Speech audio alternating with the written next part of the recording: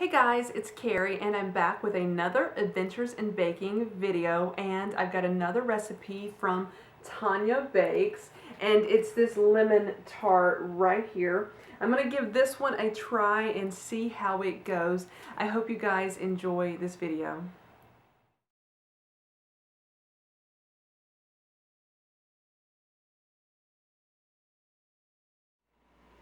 I'm going to start by making the crust of this lemon tart right here. The ingredients are 220 grams of plain flour, 120 grams of butter, 30 grams of caster sugar, and 1 egg. That is for the flour. So I got the 1 egg right there. This is the 30 grams of granulated sugar. And there's my flour. I used all-purpose flour instead. And then this is the butter. It was basically 1 stick of butter and that much to get the proper 120 grams. She also said use a tin, like a tart tin. I do not have one of those. That is the type of thing that the bottom will come out of it. So I'm just going to go with this pie pan right there. And then she also says use a food processor to combine the ingredients for the crust. I do not have a food processor, so I'm just going to use this bowl right here and a hand mixer. And we'll see how it goes. Okay, the first thing that she says do is put the flour in,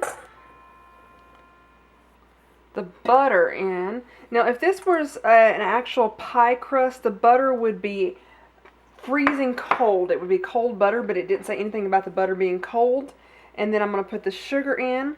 I'm going to mix all of this up first, and then we'll add the egg. And I think it was 3 tablespoons of water as well.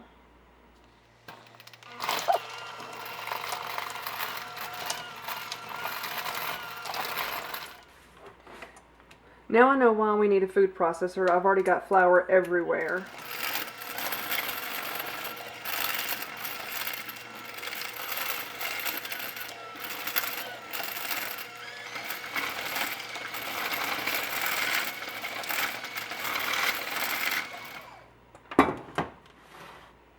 I think I'm actually going to try to cut some of this butter in with this thing.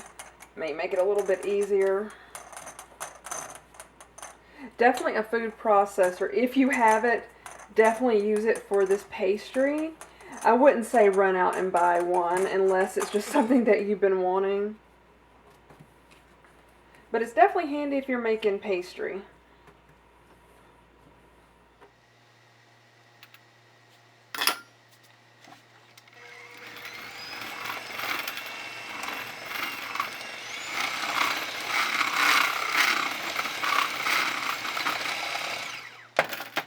Next, I'm going to add the egg, and then I believe it was 3 tablespoons of water.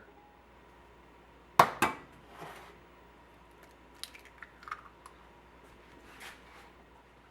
going to add the 3 tablespoons of water, and then mix this together.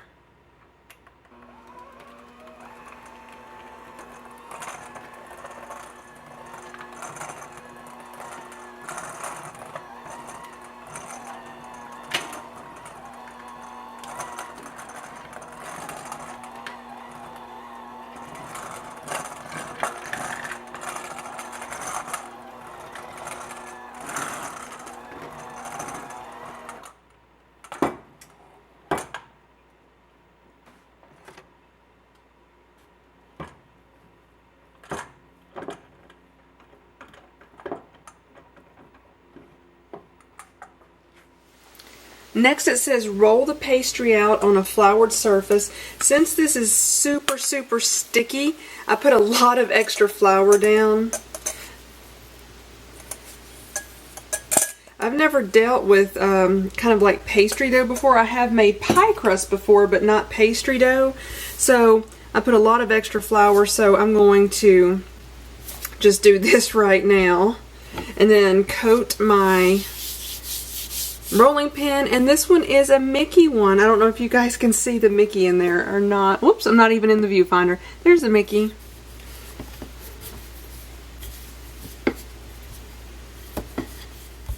Now, from watching the Food Network and different shows like that, you always want to roll, I think, away from you instead of towards you. I may be wrong. And then you can move the dough around.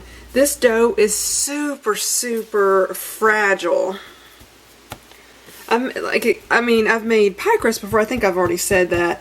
And that is some tough dough, but this is so fragile. Now, she said roll it out like 3 millimeters thick. I have no idea what that is, but it sounds really thin.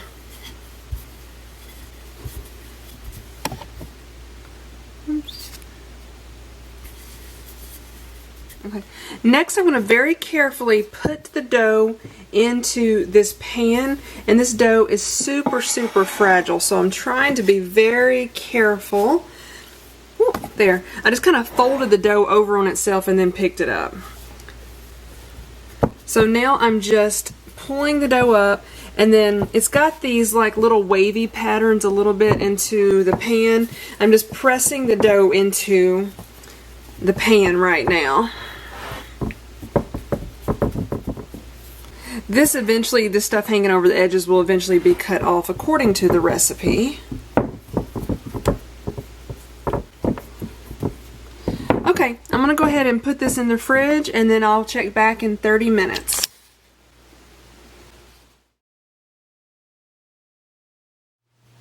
I just got the pastry out of the refrigerator, and what the recipe says to do next is to line this with grease-proof paper. I'm not really sure what grease-proof paper is, but I'm going to go with parchment paper. And then you're going to pour some beans on top of that. I think the technical term, or what more bakers use, is blind baking. So this will keep, the beans will keep the, or these are actually black-eyed peas, but it will keep the pastry from rising up. It says bake that at 350 degrees Fahrenheit for 10 minutes, then remove the beans and paper and bake for another 10 minutes, and then put the filling in it and bake that. So that's what I'm going to do right now, is put this in the oven.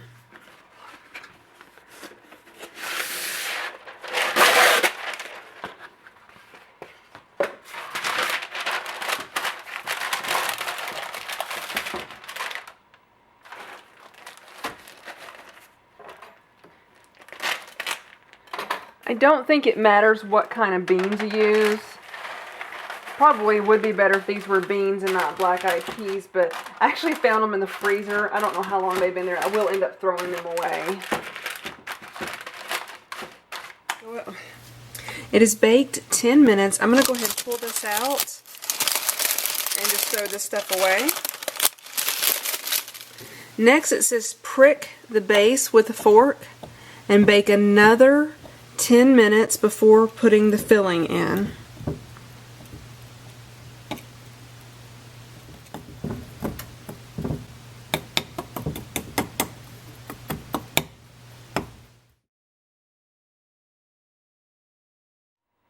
Next, I'm going to go ahead and make the filling. I went ahead and washed these lemons off because I'm going to zest them. So I've got 5 lemons. It says zest and juice 5 lemons. Use 6 eggs. It said use double cream, 250 milliliters of double cream. And I've got this measuring cup right there, and it's not coming in clear, but basically 1 cup is 250 milliliters. It's right there on top. You can't see it. And then 300 grams of sugar, and I already measured that out. This is my microplane right here, so I'm going to go ahead and zest the lemons first.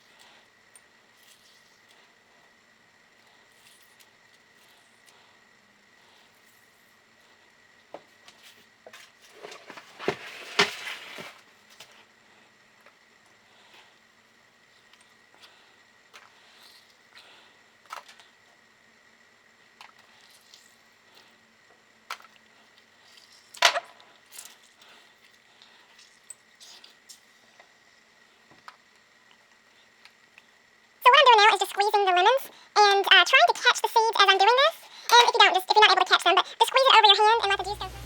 I have all of the lemons zest and juiced. There were 5 lemons. So next I'm going to crack my eggs into this bowl just to eliminate the possibility of any shell getting into the whole mixture.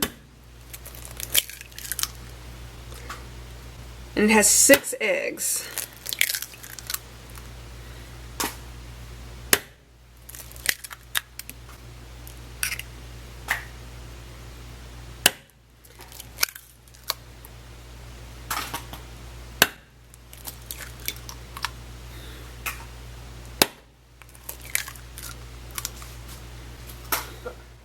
I'm going to go ahead and transfer the eggs into this bowl right here, very carefully.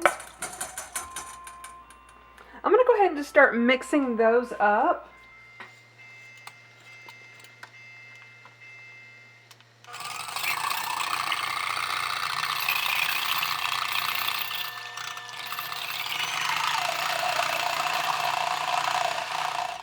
Next, I'm going to go ahead and add the lemon zest.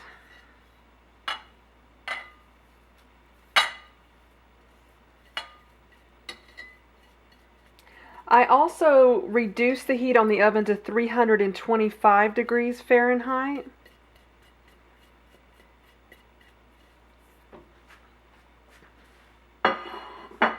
Then I'm going to add the lemon juice, so juice of 5 lemons.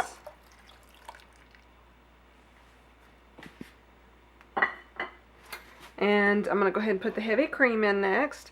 250 milliliters or 1 cup.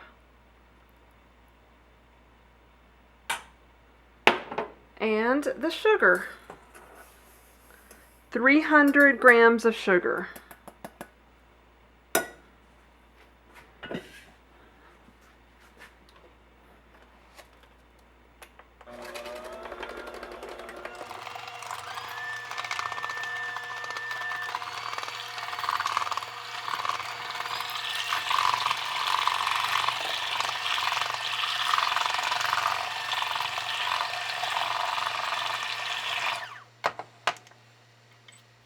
As you can see right here, that is just lemon zest on the mixers.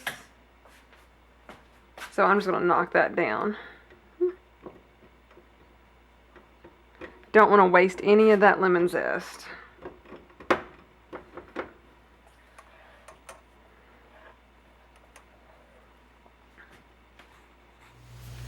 I went ahead and took this out of the oven, so it says use a serrated knife to cut the edges off. I realized this would work better if this was a regular pastry tin, but it's not.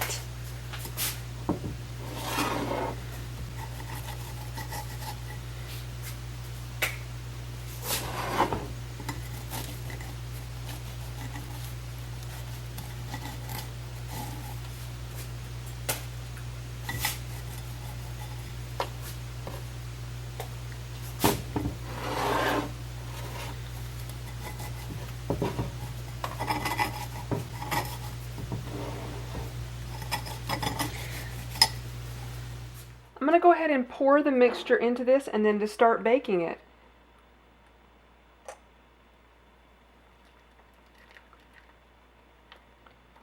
Ooh, this may be too much. I don't know.